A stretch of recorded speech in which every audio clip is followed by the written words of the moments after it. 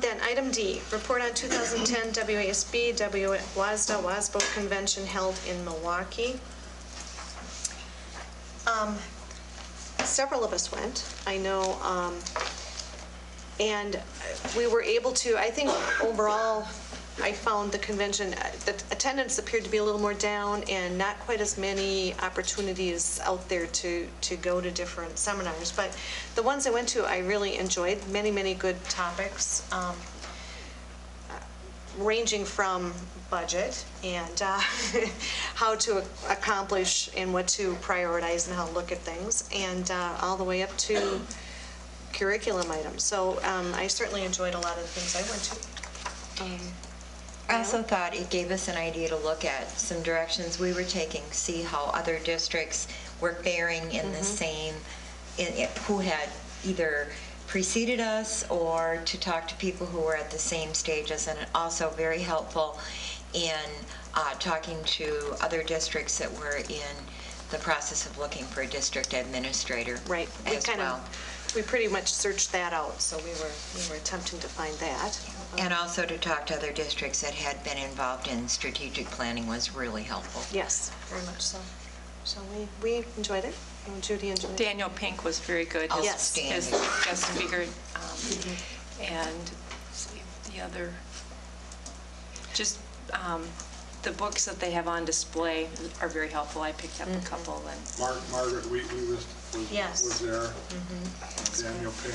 the student performance, it was Eau Claire, right, the jazz band? They were phenomenal. Phenomenal.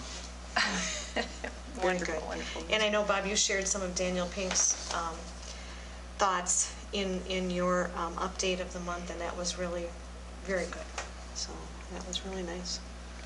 It was one of the workshops I went to was very interesting. The high school students were the ones who went to the elementary classrooms and the middle school, and were working with the students on H1N1. And each year I don't remember the crazy. They all had T-shirts, and they'd have different things on each year where they'd have a different T-shirt, and they would literally go work in the classrooms, work with EMTs, work with basically a health fair in the gym, that the community was involved in. It was very interesting how they brought the community together on some of these health initiatives, and they were the ones out teaching kids how to wash their hands and make certain they coughed in their sleeves and did these different things. So it was student led. One of probably the most interesting of the sections that I went to dealt with alliances with universities, surrounding nearby universities, to establish something we've talked about similar to TOMA credits, whereby forming an alliance with the university to offer the credit courses that we want to in-service our staff on, but for credit for those teachers. And rather than them necessarily being a graduate credit, rather being a district credit, and the potential that may have down the road in the future. And I thought that was really exciting. It opened some doors for maybe some in-service in the future. Ironically, as you say that, Paul Menike is, worked with the University of La Crosse. We met just this week with, what was her name, Annette? Yep. Annette Vallejo's, and there's a contract that we can sign. Many of the districts around us do that.